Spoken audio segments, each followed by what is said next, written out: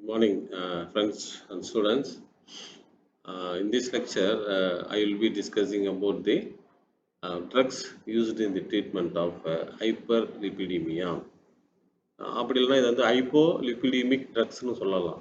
அதாவது நம்ம பிளட்டில் இருக்கக்கூடிய இன்க்ரீஸ்டு லிப்பிட் லெவலை வந்து நார்மலைஸ் பண்ணுறதுக்காக கொடுக்கக்கூடிய மருந்து வந்து anti hyperlipidemic drugs.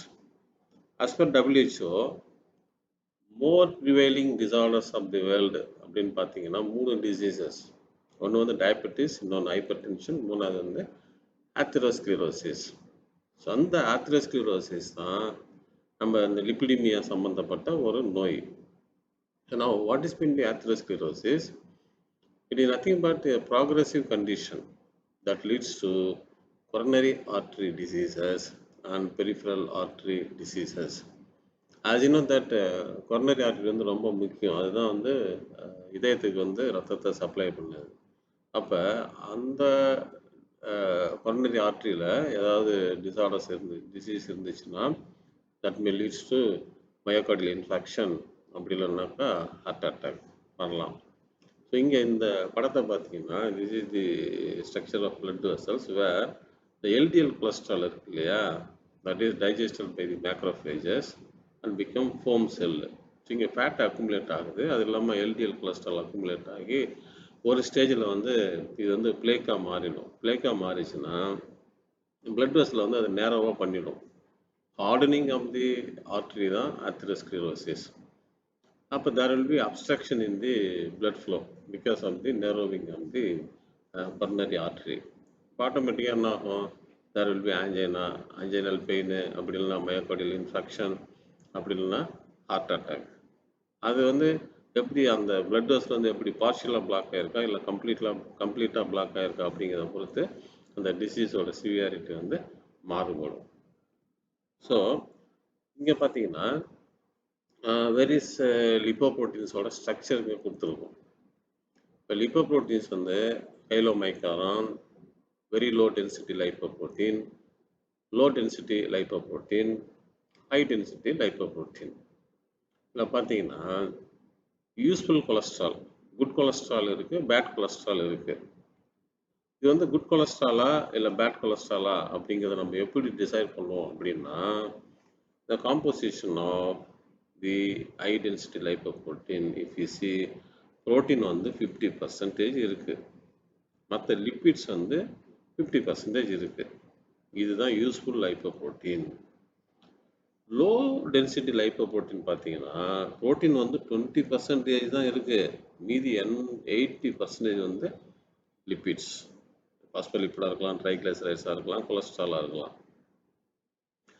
Very low density lipoprotein எடுத்துட்டிங்கன்னா புரோட்டீன் வந்து 8% தான் இருக்குது, மீதி 92% வந்து made up of lipids.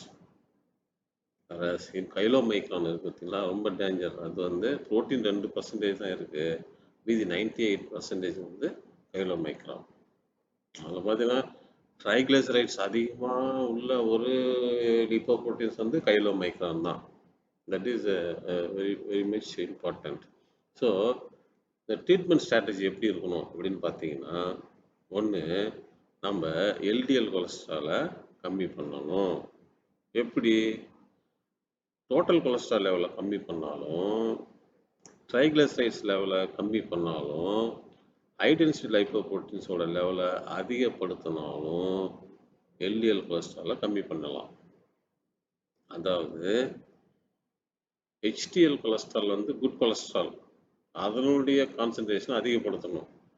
ட்ரைக்ளைசரைட்ஸும் total கொலஸ்ட்ராலும் LDL இருக்கு இல்லையா, இது வந்து பேட் கொலஸ்ட்ரால், அதை வந்து நம்ம கம்மி பண்ணணும்.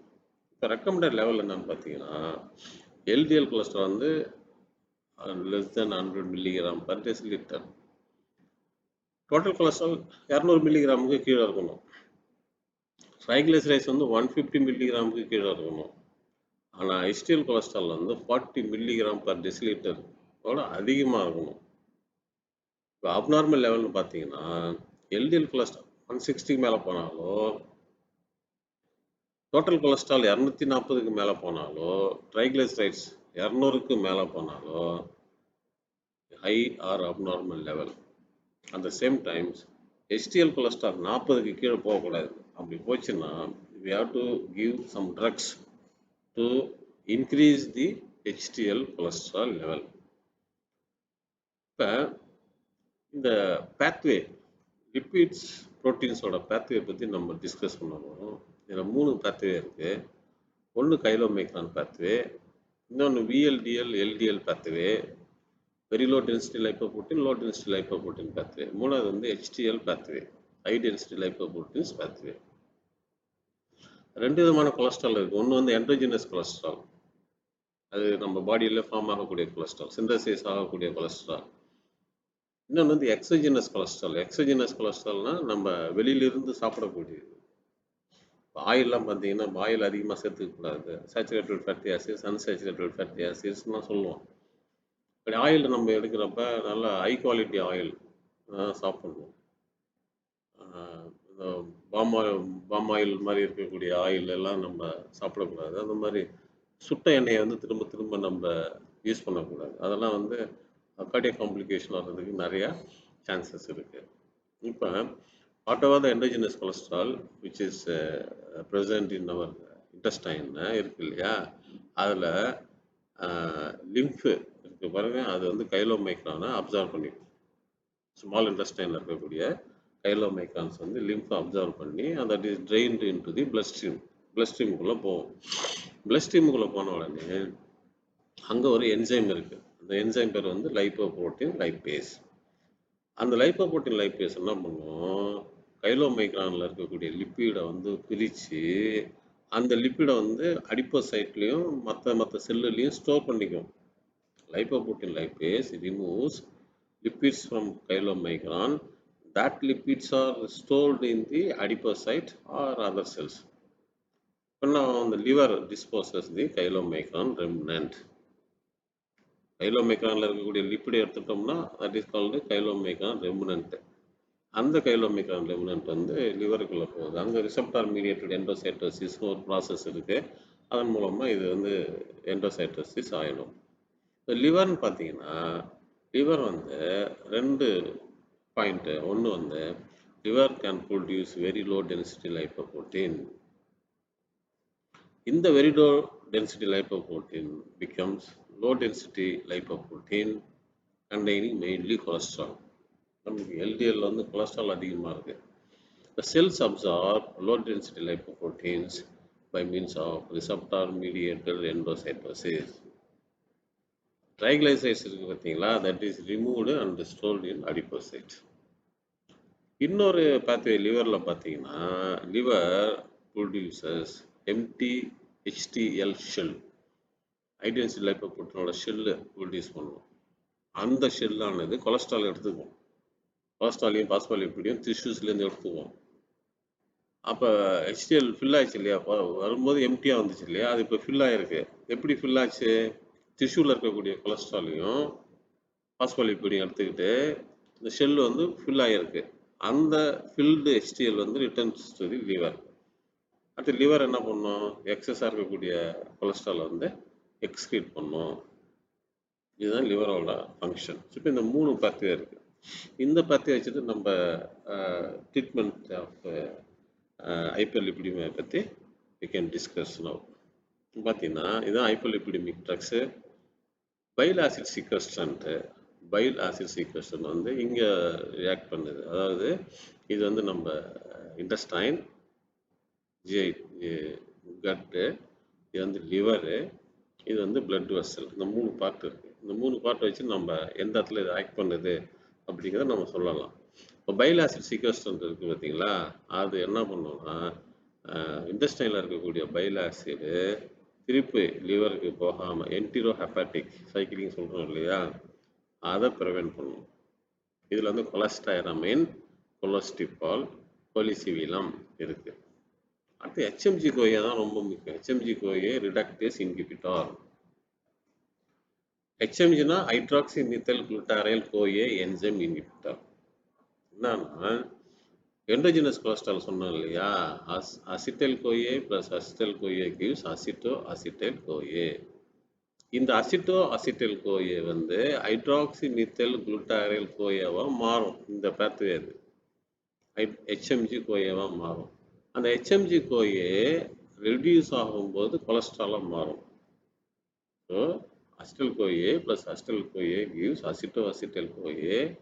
That acetoacetyl CoA is converted into hydroxymethyl glutarate CoA. HMG CoA, simple. இந்த ஹெச்எம்ஜி கோயே ரெடியூஸ் ஆகும்போது கொலஸ்ட்ரால் சிந்தசைஸ் ஆகும். அந்த கொலஸ்ட்ரால் தான் பைல் ஆசிடாக மாறுது. அந்த பைல் ஆசிட் தான் இன்டெஸ்டைனுக்கு போகுது. இப்போ the cholesterol synthesis can be inhibited by inhibiting the HMG-CoA reductase. இந்த இடத்துல ஆக்ட் பண்ணக்கூடியது தான் ஸ்டேட்டின்ஸ். ஸ்டேட்டின் முடியக்கூடிய மருந்து அட்டர்வாஸ்டேட்டின், ஃப்ளூவாஸ்டேட்டின், லோவாஸ்டேட்டின், பிட்டவாஸ்டேட்டின், ப்ரோவாஸ்டேட்டின், ரோஸ்வாஸ்டேட்டின் அண்ட் சிம்வாஸ்டேட்டின். அடுத்து பார்த்தீங்கன்னா alteration of the lipid and lipoprotein metabolism. Example வந்து ஜெம் ஃபைப்ரோசில். இங்கே பார்க்கணும், ஜெம் ஃபைப்ரோசில் இருக்கு இல்லையா, இது வந்து சர்க்குலேஷன், இது அடிப்பஸ் டிஷ்யூ. ஸோ இந்த VLDL is converted into IDL, intermediate density lipoprotein. That intermediate density lipoprotein is converted into LDL. That LDL வந்து LDL receptor லிவரில் இருக்கு இல்லையா, அங்கே போகுது. நாம் என்ன பண்ண போகிறோம், LDLோட லெவலை கம்மி பண்ண போகிறோம். LDL லோ டென்சிட்டி லைப்போப்ரோட்டீனோட லெவலை கம்மி பண்ணணும்னா VLDL இருக்குல்ல, அதை லைப்போப்ரோட்டீன் லைப்பேஸ் அப்படிங்கிற என்சைம் மூலமாக மெட்டபலைஸ் பண்ணி ஃபேட்டி ஆசிட்ஸ் ட்ரைக்ளிசரைடாக மாற்ற போகிறோம் அடிப்போஸ் டிஷ்யூவில். So the stimulation of the lipoprotein lipase done by means of gemfibrozil, fenofibrate, clofibrate and நியாசின்னு சொல்லக்கூடிய நிக்கோட்டினமைடு. இது இல்லாமல் இந்த நிக்கோட்டினமைடு வந்து என்ன பண்ணுவோம், இங்கே VLDL சிந்தசைஸையும் கம்மி பண்ணும். கொலஸ்ட்ரால் இருந்து VLDL சிந்தசைஸ் அதையும் கம்மி பண்ணக்கூடியது நியாசின். Cholesterol absorption inhibitor. இது வந்து எக்ஸோஜெனஸ் கொலஸ்ட்ரால், இங்கே நம்ம கட்டில் இருக்கு. ஸோ இந்த கொலஸ்ட்ரால் வந்து அப்சார்ப்டு இன்டு தி லிவர் இல்லையா, அப்சார்ப் ஆகி லிவருக்குள்ளே போகுது. So that will be inhibited by ACT-MAP. This is another most important drug. Or otherwise you can go for a combination of the drugs like ACT-MAP and simvastatin, niacin with lovastatin, and niacin extended release and simvastatin.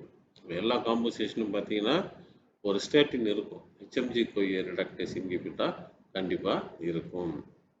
இங்கே pharmacotherapeutic options in hyperlipidemia பார்த்தீங்கன்னா எந்தெந்த drugs எல்லாம் endogenous கொலஸ்ட்ராலில் target பண்ணுது, எந்தெந்த ட்ரக்ஸ்லாம் exogenous கொலஸ்ட்ராலை target பண்ணுதுன்னு பார்க்கணும்.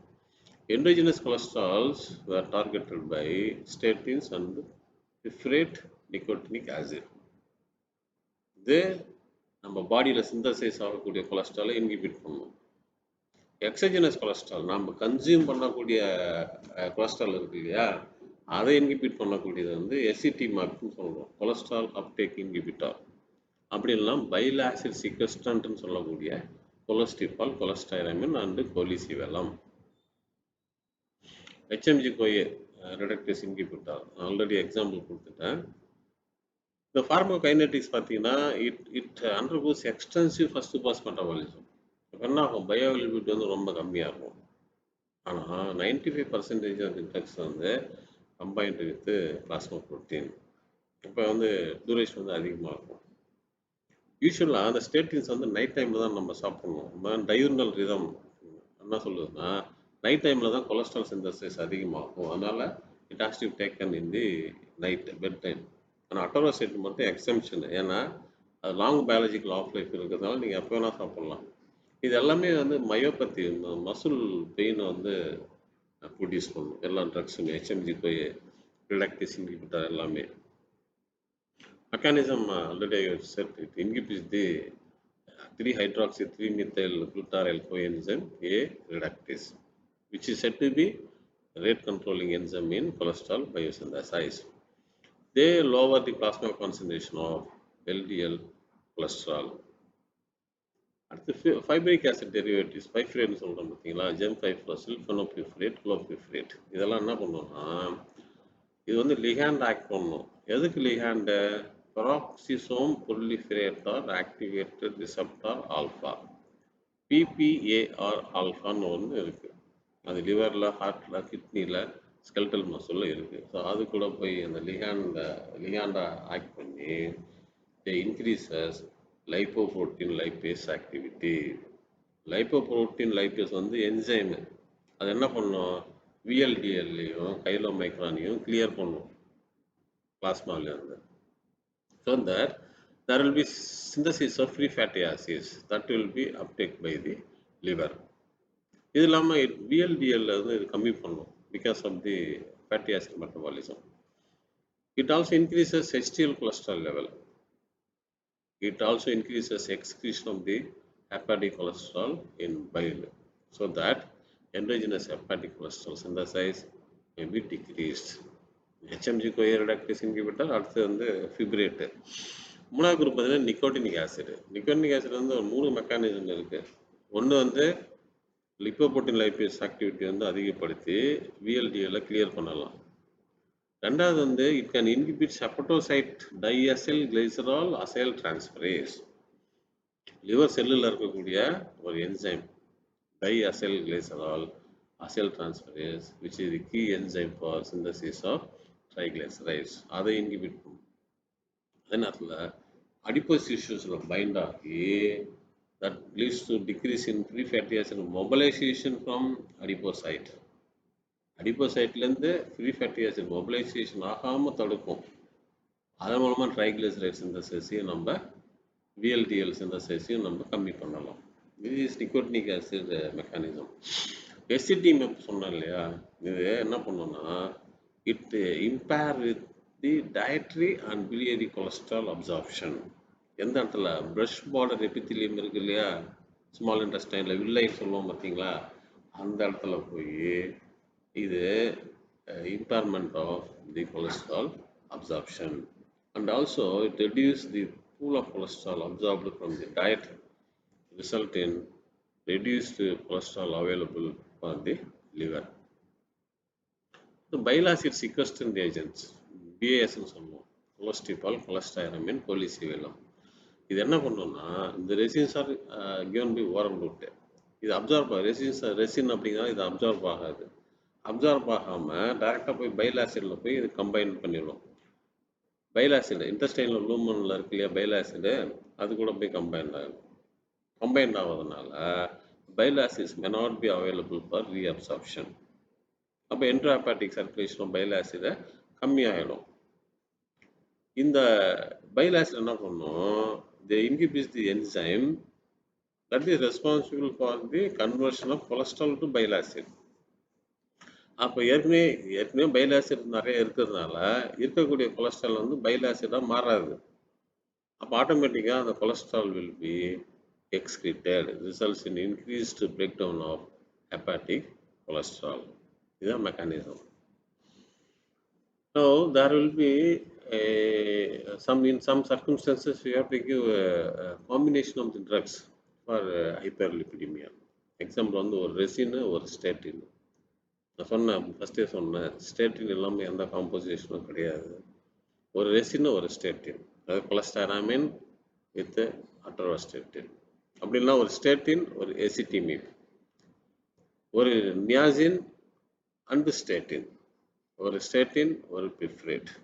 ஸ்டேட்டின்னா நமக்கு தெரியும், all the drugs end with statin, atorvastatin, simvastatin, fibrate, clopidogrel, gemfibrozil. நியாசின்னா நிக்கோட்டினிக் ஆசிட், எசிட்டிமின். ரெசின் வந்து cholestyramine, colestipol, colesevelam. So these are all the drugs. So these can be used individually or in combined manner depending upon the condition of the patients. So with this I am concluding the lecture, anti-hyperlipidemic drugs. Next lecture we will be discussing about the drugs used in the treatment of shock. Thank you.